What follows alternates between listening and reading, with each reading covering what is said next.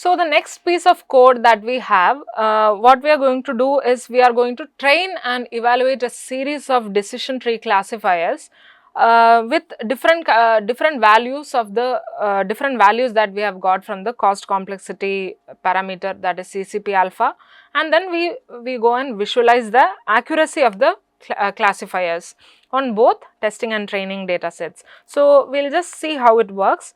So initially we are just initializing an empty list called CLF equal to, you have seen the square brackets. So we are just initializing an empty list to store the various decision tree classifiers, and this is just a for loop for, it starts a loop which iterates through different values of CCP alphas.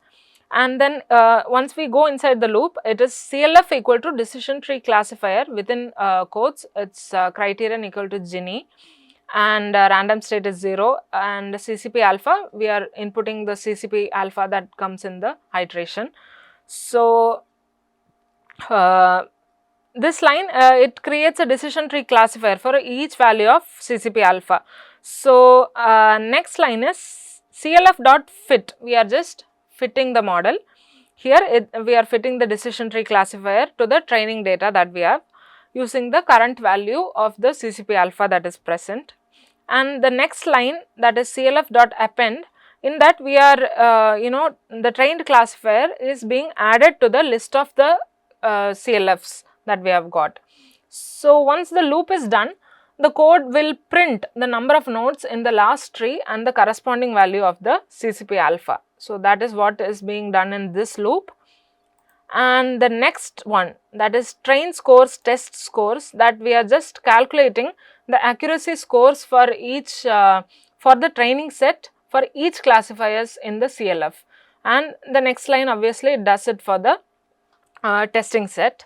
And then the next is just a visualization, so that we can see the accuracy versus alpha value, so that you can assess how much accurate depending on how you vary the alpha, both the training set and test set is. So that is what we are doing it here. So we are plotting the graph using these steps, similar to how we plotted the bar graphs and etc. Before. So that is what we are doing. And yeah, so here also if you see, the accuracy is decreasing as we increase the alpha value for both training and test set. Initially it is initially for test set, the as you increase the alpha, the accuracy is increasing, okay, but after a point of time it is decreasing. And for training data, it is pretty obvious, because if you increase the alpha, that means you are pruning the tree a lot, right? So if you prune the tree a lot, it will tend to behave badly with the training set that we have. So that is why as you increase the alpha value, the accuracy of the training set, it is decreasing. And for test set, it increases a bit and then starts decreasing. So you have to take a alpha value which is good enough for training as well as test set. So in the next step, what we are doing is we are going to visualize the decision tree that we have pruned and trained. So we will go to that.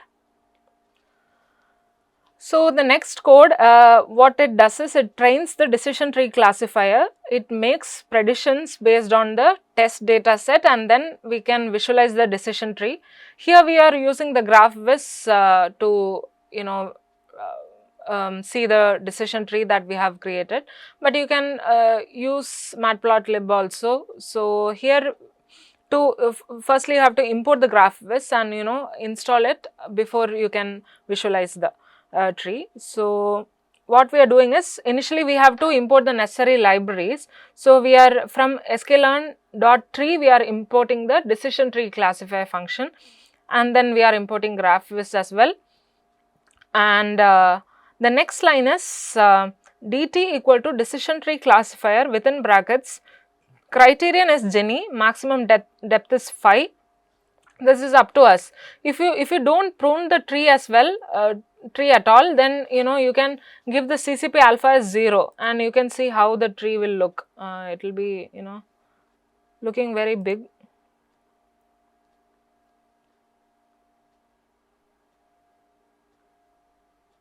Yeah, so it's quite big over here if you don't prune the tree. So you can revert to the last state. Yeah, so we are taking alpha as 0.02 here, and so the tree is not quite pruned as the tree is a bit pruned because we have increased the value of alpha. So that is what we have done in this step. So this line, this dt equal to decision tree classifier, that line what it does is it creates a decision tree classifier with the parameters which is Gini. Gini is the impurity, Gini impurity is the criterion which based on which we are splitting the nodes. Then the maximum depth of the tree that we have set as 5, and then CCP alpha we have set as 0.02 to prune the tree. Then what we are doing? We are just fitting with the training data. So dt dot fit of x train comma y train. So we are fitting the decision tree classifier to the training data. And next is y pred equal to dt dot predict of x test. Here we have already trained our decision tree classifier. So what we are doing is we are using it to make predictions on the test data which is x test. And the predicted class labels where it will be stored, it is being stored in ypred. So, and the next couple of lines, that is from sklearn.tree import export graphviz, that is for this imports the export graphviz function which is used to create the graphviz dot file. There is a dot file to visualize the decision tree. So these are a couple of code to visualize the tree, and you can see this from the original graphviz library functions. So what we are doing is it creates a dot file, that is tree dot dot, and which represents the decision tree with the key parameters which is dt. dt is the decision tree classifier that we have trained, and then tree dot dot, that is the name of the dot file which will save and give us the tree visualization. Then there is the feature name that is assigned as the x underscore train dot columns, in which x underscore train, those are the names of the features which are used in the tree visualization. Then we are giving filled equal to true, rounded equal to true, and special characters equal to true. So with open tree dot dot as f, it opens the dot file for reading, and then dot underscore graph equal to f dot read. That will, what it will do, it will read the contents of the dot file, that is the tree dot file that we have given. And then graphviz dot source of dot graph. These are the actual syntax for writing, and you can refer this in online also. So finally this last line, that will use the graphviz to display the decision tree visualization based on the dot file content that we have given. So this is our tree. So you can see the tree, it has all the safety, based on safety it is initially splitting the tree. Then there is the Gini value and number of samples is also there. So based on true or, it's a decision tree is always a true or false kind of split. So if it is true, it will go here, false here. So if buying is less than 2.5, this is how our tree has been built. So you can see with varying CCP alpha values, you can actually prune the tree less or more. So that is up to you, and you can actually choose a value that gives the optimal result. And how will you know if it is optimal or not? By various matrices that we have, like precision, accuracy, F1 score, etc., that we will see in a while. So, and before that we are going to random forest, because you have to have two models to compare which is performing better. So we are also going to see the random forest so that we can make a comparison between the CART algorithm and the RF, or the random forest algorithm. So initially what we do is, so random forest, what it is, we have seen in class. So it is ensemble method. There are a couple of ensemble methods, random forest, bagging, boosting and so on. So, it is a ensemble ML method that combines the predictions of multiple decision trees to improve the overall performance of a model. So, that is what random forest does. It may improve the performance, it may not improve, but it combines the prediction of multiple decision trees. So, in the first line, that is x and y underscore 1, what we are doing is we are actually generating synthetic samples of 1000 samples, then the data set having 4 features, then we are just giving the inputs needed for making the classification, then assigning the random state, giving the data shuffle as false, and then n informative is 2. That means out of the 4 features, 2 are informative, that is what it means. And then we are calling the random forest classifier in the second line, in which we are giving the various inputs, like we are setting the criterion as Gini, depth as none, and then split size we are giving as 800, minimum samples of leaf we are giving as 500, that is at least 500 samples are required in the leaf node. So, that is what is meant by minimum samples of leaf, and minimum sample split which we are setting as 800, that means that at least 800 samples are required to split an internal node. So, that is the meaning of that, and CCP alpha initially we are setting it as 0, that is there is no pruning. Then what we will obviously do is we will fit fit the training data, and the random forest classifier that we have already initialized, we are fitting it to the training data, that is X train and Y train. That is the third line that you can see in this line, dt underscore RF. So, then we are going to make predictions as we had done in the CART algorithm. It is basically the same thing. So, y underscore predict underscore RF equal to dt underscore RF dot predict of X test. So, you are making predictions on the test data, which is the X test, and the predicted class labels as usual it is stored in the y pred underscore RF, because already y pred is being used for CART algorithm. And then there is a micro and macro averaging concept which we have not dealt in class, and I will explain it to you. But we will just see different precision and accuracy scores for different kind of averaging approaches. So, we are just printing the accuracy score. So, this is the accuracy almost 57 to 64, that is the precision and accuracy that we are getting for micro as well as macro averaging approaches. So,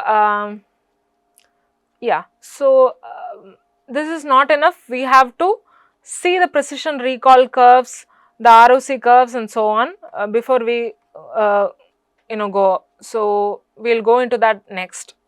So, next we are going to visualize the precision as well as recall values for multi-class problem. As we see, this is a multi-class problem, it is not a binary class problem, because there are 4 classes in the output variable or the target variable, that is the car evaluation target variable has 4 classes in it. So, it is not the usual confusion matrix, or it is not the usual ROC curve that we are going to plot. It's going to have 4 different classes, and for this we have to take a slightly different approach in which we can compare one classes versus the rest, or there are approaches like that what we can follow in order to visualize when there are more than 2 classes, or it is not a binary classification problem, then there are pretty much many approaches to do that. So, initially what we will do is we will plot the precision recall curves for this multi-class classification problem. So, we will see how to do that. So, it is not one curve that is that you are going to get, because there are 4 classes in that.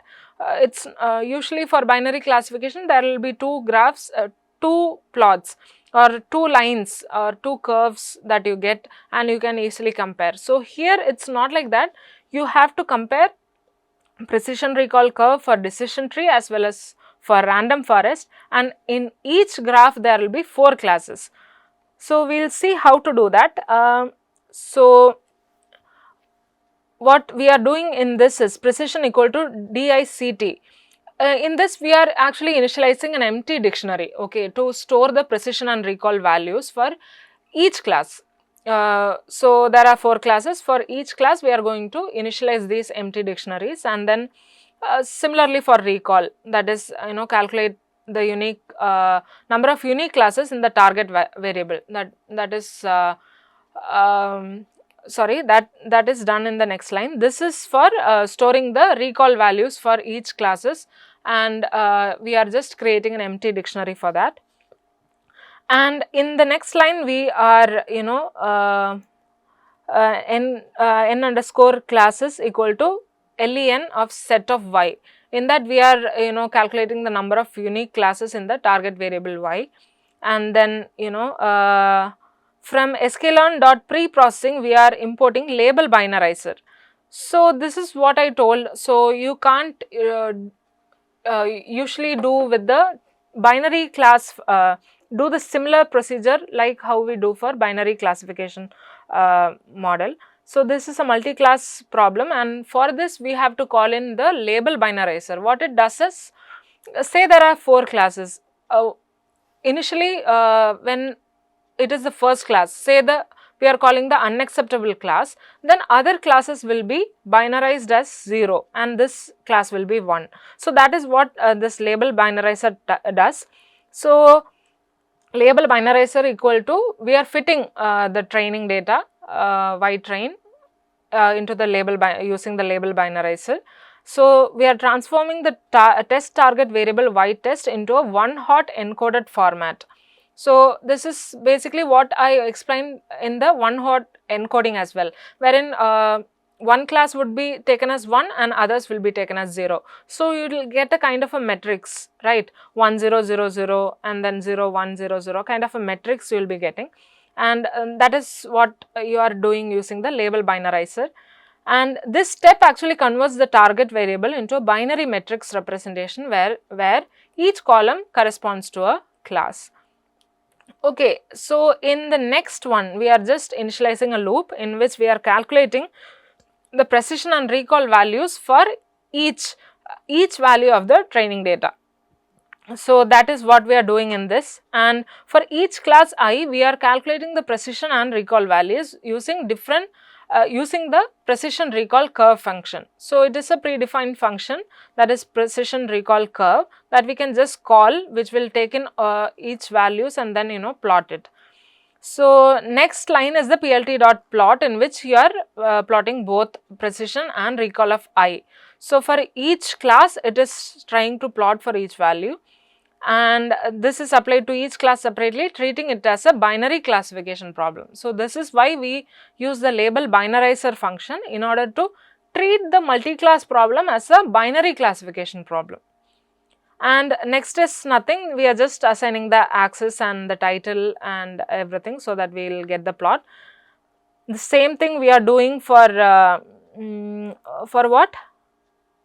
For the random forest as well. Now we did it for, here we have called as DT, right? So this is for decision tree. Here we are basically using the same code and just replacing the DT by DT underscore RF, so that we can call the random forest classifier and plot it for the random forest model as well. So this is the precision versus recall graph that we have got for the decision tree. It is actually a good model from what we have got from the graph. So basically precision should be high and recall also should be high, because both measure the positive, actual true positive. So what is precision? So it is true positive by true positive plus false positive. So out of all the positives predicted and actual positives, how many are actually truly positive? That is what the precision tells you. And the recall is nothing but true positive by total positives. So total positive means it includes the false negatives also, because false negatives were actually positive but it was wrongly predicted as negative. So that is what is recall. So basically recall and precision should be high in order for our model to be really good. So if we see this graph, we can see that it's having a curve like this, and precision starts from 1, which is really good, and the recall also continuously increases as we go from left to right. So basically this is how an ideal graph should be, and mostly all the classes, we have 4 classes, that is unacceptable, acceptable, good, and the last good and I think it's very good and good. So all those 4 classes are performing kind of extremely well in this decision tree model. And next we have plotted the random forest also. So if you see this graph, precision is actually falling down a bit and then increasing. So when we compare both these models, that is the decision tree and the random forest model, we see that decision tree is performing well. We can actually see other graphs to see if this is the case for other ROC curves and so on. So we can see as we go. As of now, decision tree is performing really well. So we have not done cross validation till now. So what we are doing is we are going to do the k-false cross validation to evaluate our decision tree classifier performance.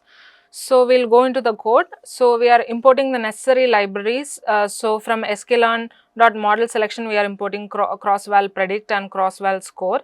So these are the required functions for the predictions and the performance evaluation.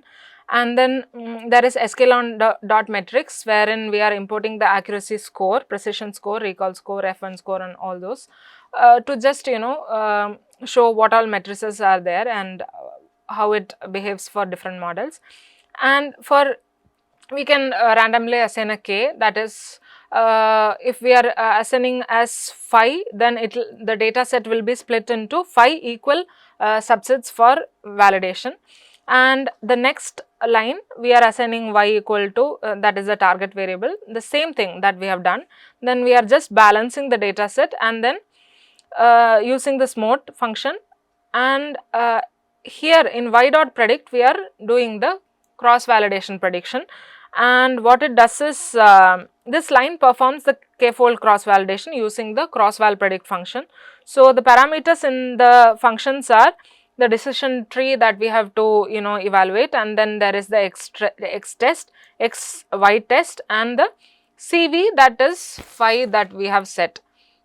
So it takes the decision tree classifier dt, the text features x test, and the text target variable y test as the input. The CV parameter specifies the number of folds which we have set as 5. And this is nothing but we have just after k-fold cross validation, we are just printing the accuracy, precision, recall, specificity, and error score. You can see that this has increased, right? We were getting about 50%, 55%. Now it's about 77 to 81 of precision and accuracy, which is pretty good, and error is also decreasing. So I had mentioned about micro and macro averaging approach. So that is what we are going to see next. So basically it is these are techniques in order to summarize different matrices, performance matrices that we have in our model.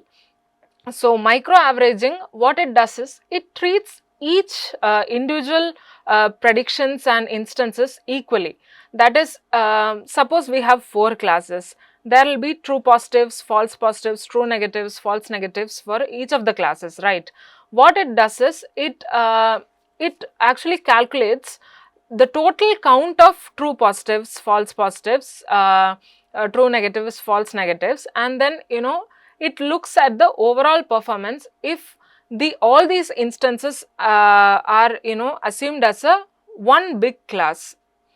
So basically we are not giving individual preference to a specific class like unacceptable, acceptable, etc. But we are viewing it as a one big class. In micro average, each prediction and instance carries the same weight, and it doesn't deviate between the classes, or it doesn't assume the differences between each class. Instead, it just takes all of the instances as one big class. And in macro averaging, what it does is it calculates the performance metrics separately for each class. Say we have an unacceptable class, it will calculate the precision score for unacceptable class, acceptable class, good class, very good class. That is how it does, and then finally it takes the average. Okay.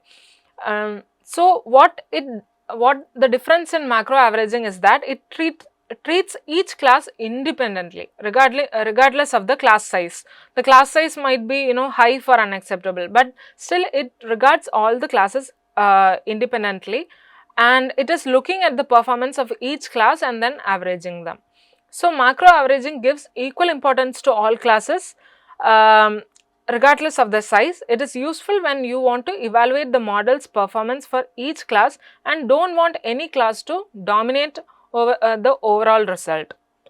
Okay, so if you don't want any difference between the classes, so don't want any one particular class to dominate the overall result, then you can go for macro averaging. If not, you can go for micro averaging.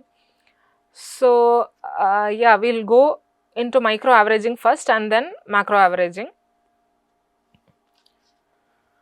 So the next step what we are going to do is we are going to plot the ROC curves using both micro as well as macro averaging approaches. So we had discussed what micro and macro is. So macro computes the individual scores or the individual matrices for each class, that is precision score of class 1, precision score of class 2, like that it computes and then takes the average. Whereas micro, what it does is it calculates the count of all true positives across all the classes and then finally computes the matrices. So that is the difference between both the averaging approaches. And now what we are going to do is we are going to plot the ROC curves using both the approaches. Initially we will be doing for macro and then go to micro. So as you know, what is ROC? ROC plots sensitivity and 1 minus specificity. Yeah, so ROC curves, what it will do is it will assess the trade-off between the true positive rate and the false positive rate. So it is TPR versus FPR curve, and so we'll see what we are going to do, how we are going to do that. So initially we will be as usual importing the necessary libraries. So these are libraries for plotting the ROC curves. From sklearn.metrics we are importing ROC curve and AUC, that is area under the curve, and the next line, that is y underscore scores equal to dt dot predict probability. What it does is this line, it obtains the predicted probability for each class using the dt, that is decision tree classifier. So these probabilities are used while for plotting or calculating computing the ROC curve. The next is, as usual, we had initialized dictionaries before. So that is what we are doing here. For false positive rate, we are initializing a dictionary. For TPR, that is true positive rate, we are initializing another dictionary. And for calculating the ROC, AUC for each class also, we are initializing a dictionary. Then we are going towards a loop wherein we are going to calculate the ROC and AUC for each class. So this is going to iterate for each class label in the decision tree class, decision trees classes, that is class unacceptable, class acceptable, and so on.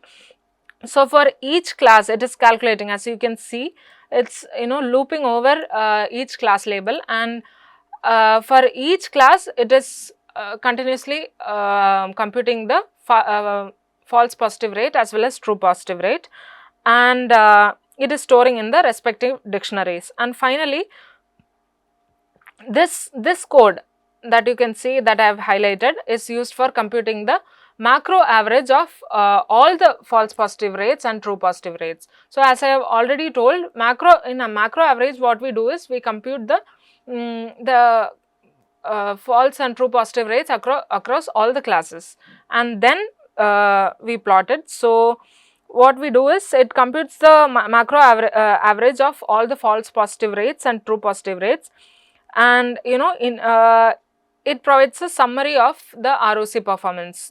So the next obvious thing to do is to plot it.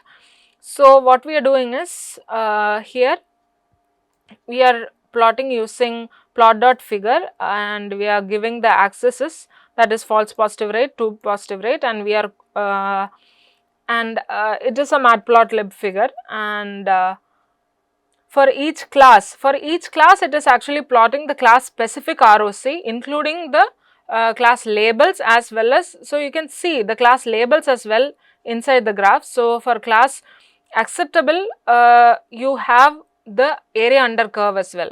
So, which class is performing the best? As you can see, the area under curve is increasing from acceptable to good, no, acceptable, unacceptable, then good, and then very good is performing very well. So, why am I saying that it's performing well? Because the area under curve is 0.98, it's almost approaching 1. So, it is giving a good ROC curve, and you can see that we have a black line, a black curve in midst of all these class curves, that is the macro averaged curve for the decision tree classifier. So,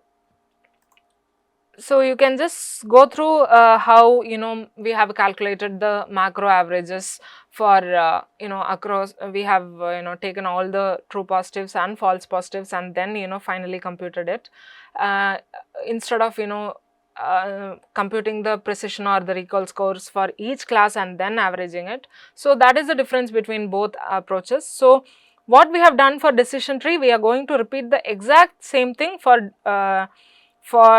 this random forest by just replacing the dt by here you can see we are just sorry, yeah, so here we are just writing dt underscore rf, that is because we are calling the random forest classifier here, and we are computing the exact same code, exact same thing, and we are computing the macro average and then plotting. So, as you can see the values here, it is also giving a pretty good model, but what we can see, it's very much lesser than what we got for decision tree classifier. It can be because of how I have modeled, how I have trained it. So, if you do it yourself, you may be getting a varied kind of plots. Even if I keep on changing, running this again and again, because of the random seed selection which is varying, it can give different plots different times. So, if I run it again, you may get a slightly different plot. So, as on a whole, if we see what we get for decision tree is better than random forest, because the area under curve is decreasing for each of the classes. For very good we had 0.98, here it is just 0.92. So, it is decreasing a bit, but overall it is fine. And macro averaged AUC, what we are getting is 0.83, and there we had got 0.92. So, this is what we have done for macro averaging for both decision tree and random forest. Now, we will go for micro averaging. In this, I am just plotting the micro average line, and I am not plotting the individual classes, but you can go back and try for individual classes as well as the micro average plot. So, again what we are doing is we are importing the necessary libraries. So, initially we are calling the label binarizer, because what it does is it initializes the label binarizer and it fits it to the training data, that is y train. Then we have the one hot test and one hot predict, which are created by transforming the test labels y test and y predict into a one hot encoded format using the previously fitted label binarizer. So, I have already explained what a label binarizer does and the one hot encoding process is. So, these arrays will be representing the labels in a binary matrix format like 0, 1, 0, 0 kind of formats. So, the next one that we are going to do is we are going to create a micro averaged ROC curve. So, for this we have a special function that exists in scikit-learn, that is y underscore one hot test, the ravel function that we have, wherein the one hot encoded format that we have created will be flattened out, and it will be there is already also a micro averaged OVR function that is there, that we can just input, so that we will get a curve directly. So, I have pretty much followed a very straight function for this. So, I have just called the micro averaged OVR under the name, and then just plotted using the ravel function. So I have given the axis as false positive rate, true positive rate, and we have got the micro averaged ROC curve, which is area under curve is coming around 0.85. So it's changing a little bit when we compare it to the macro averaged AUC. So this is all about the classification problem. So what we have dealt from the first is, initially we saw how to build various decision trees from the data using two models, which is one is decision tree classifier model and second is random forest model, and we had calculated all the matrices, that is accuracy, error, recall, specificity and precision, and we also did the k-fold cross validation approach. Then we compared the different models using both the curves, one is the ROC curve, next is the PR curves, and then we also went through what is micro and macro averaging approaches, and then we interpreted the results for both the models. So I urge you to go back and do, there are multiple data sets available on internet, multiple competitions that are going on. So there are pretty much so many classification problems that you can do with the data sets that you get online. So just go home and practice so that you get more clear with all that we have done today. So thanks a lot for watching. Thank you.